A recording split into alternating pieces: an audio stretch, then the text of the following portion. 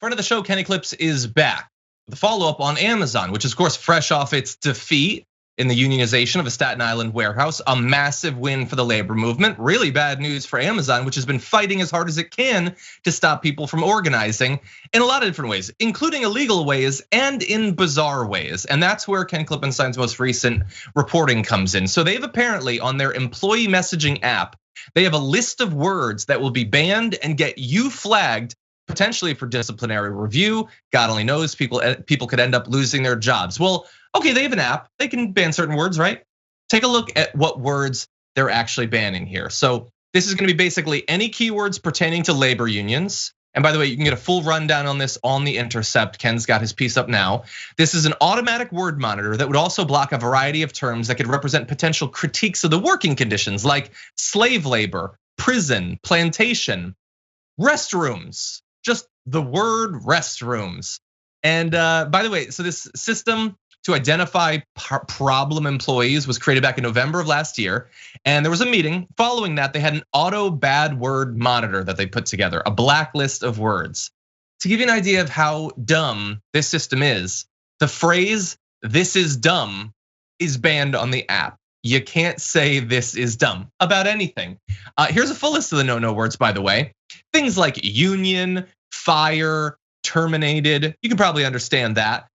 Vaccine, favoritism, trash, diversity. You can't talk about diversity. Fairness, like literally, Dan, this is among the most like technologically 1984 anti-union moves I've ever seen in my life. This is amazing stuff and great work by Ken. Yeah, shout out to Ken Klippenstein bringing the hits since I hope he was born in a year that rhymed with a 6, but whatever.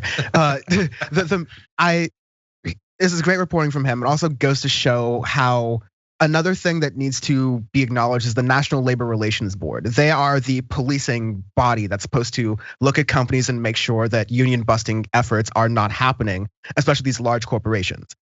Everything happening at Amazon, it's not just because it's such a big part of our lives. It's we're already getting packages from it where a lot of people are seeing the trucks. I was out in a rural area a couple of months ago and I saw Amazon trucks moving through there along with like it's such a big part of society. It is literally the biggest or one of the biggest companies in the world that we have records on, so to speak, right? And so they, if anyone, are an example of what can be afforded to workers, what can be afforded to employees.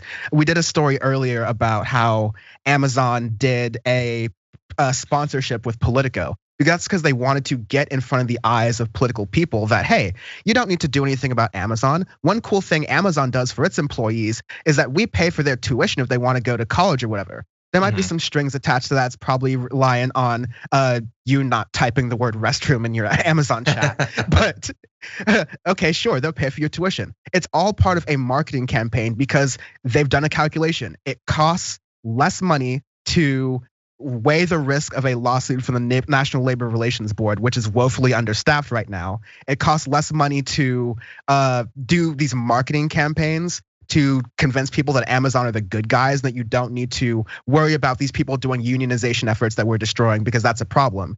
It costs less money to do those things than it does to treat workers with respect, to make it so you don't have Amazon employees falling out during hard shifts, working these wild shifts, having to face catching COVID-19 because people want their groceries delivered in 3 hours. These are things that Amazon has made a calculation that it's better to treat their workers almost like chattel than it is to just be like, treat them better. And that's pretty much that. I'm so annoyed with this story. Yeah, 100%. I mean, they spend millions of dollars trying to stop unionization. They illegally confiscate union literature. They throw up look at all of what happened, obviously in Bessemer, where they try to manipulate the vote and all that, and now this too. By the way, related note: the last episode of John Oliver on this Sunday was on trucking, and there was a good bit on Amazon there. Many people don't understand exactly how Amazon deliveries work. It's not how you've been led to believe. But in any event, Ken, in addition to this reporting, also tweeted, and maybe this will be in a follow-up report, Ken report that there are some surprisingly senior people at Amazon sympathetic to the union efforts. Sponson asked a follow-up question, how sympathetic exactly? Do they actually want an existing union and collective bargaining? And Ken said yes. Now, what good does that do Amazon workers right now that there's anonymous senior management that favors unionization? Not a lot of good necessarily. Doesn't seem to stop Amazon from trying to absolutely destroy unionization, but maybe it could pay dividends in the future. We'll have to see.